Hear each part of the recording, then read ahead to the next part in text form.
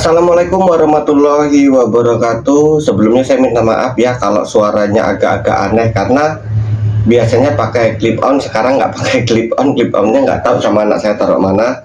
Terus ini juga kameranya tanpa ring LED ya, original bawaan HP aja ya. Saya mau ulas kekurangan dan kelebihan proyektor EZ320 ya. Buat kalian yang mau beli, lihat dulu video ini sampai habis, kekurangannya apa, kelebihannya apa, baru kalian boleh ini ya. Untuk pertama, kekurangannya dari EZ ini, yang pertama dia itu nggak bisa zoom out dan zoom in. Jadi ini ada tombol yang di sini ini untuk ngatur fokus karena fokusnya itu masih manual ya. Kemudian ini untuk ngatur kemiringan, giroskop kemiringan ya. Tapi kemiringannya bukan kayak trapesium, dia ke depan atau ke belakang gitu aja, bukan zoom out atau zoom in. Jadi ini kekurangannya, kalau kita pingin pakai layar yang lebih lebar itu kita mundurin aja terus kita majuin, nah gitu kurang lebih. Jadi kalau yang saya cek itu jarak 2 meter itu kurang lebih sekitar 120 inch atau kurang lebih ya ukurannya 250 kali 130-an. Cuman kalau kita pingin layar yang besar, ini bisa sampai dengan 200 in atau sekitar hampir 4 meter ya, 3 meter lebih, terus lebarnya sekitar 2 meteran itu bisa, tapi dimundurin. Nah, jadi dia zoom out zoom innya manual, dimajuin atau dimundurin, nggak bisa diatur lewat proyektornya. Itu kekurangannya. Sama kemiringannya itu gini ya, dia itu ini ada di mounting. Jadi kalau kita terlalu rendah dari layar, contoh gini, ini layar di sini, terus proyektornya di bawah layar, dia kalau ditegakin ke atas gitu, nah dia apa ya, maksudnya itu kalau bahasa Jawa dangak gitu ya.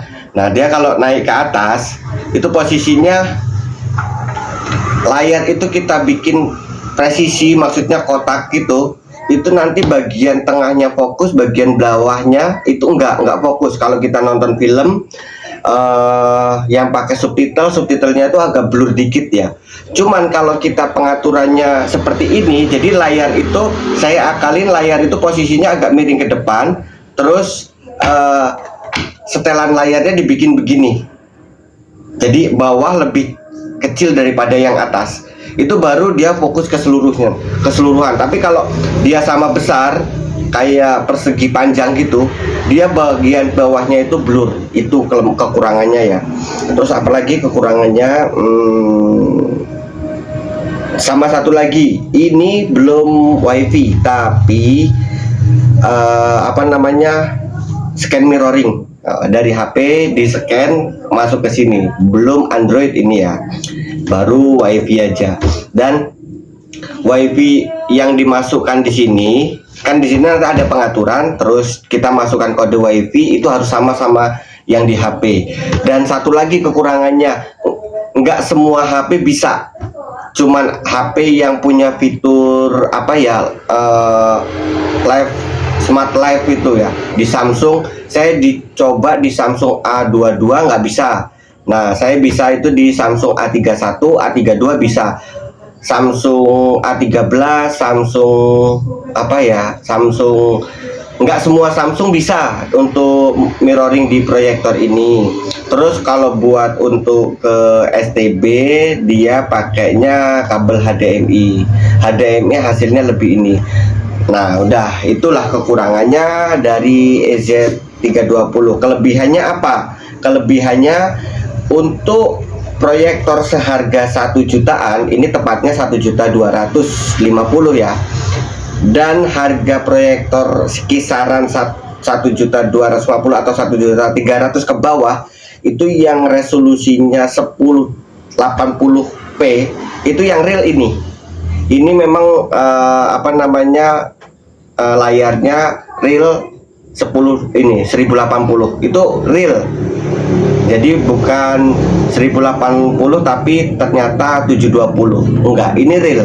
Jadi videonya, hasilnya, scan-nya, hasil yang tampil di layar itu benar-benar 1080. Dan buat nobar itu rekomen ya. Ini buat nobar di outdoor, keadaan cahaya yang minim, itu sangat dianjurkan karena saya udah 1 bulan ini pakai proyektor ini nobar. Alhamdulillah ya, semuanya hasil gambarnya sesuai, semuanya ini bagus lah. Cuman kalau untuk persentase data itu enggak, kekurangannya itu karena kenapa? Kalau kita pakai layar yang full, kadang-kadang di bagian bawah atau bagian atas sendiri enggak fokus, yang fokus cuma di tengah. Ukurannya berapa? Ansinya itu cuma 150 ansi. Nah itu kekurangan dan kelebihannya. Cuman kalau sekedar buat nonton untuk entertain ya, itu lumayan bagus ya, saya rekomen. Oke, terima kasih. Assalamualaikum warahmatullahi wabarakatuh.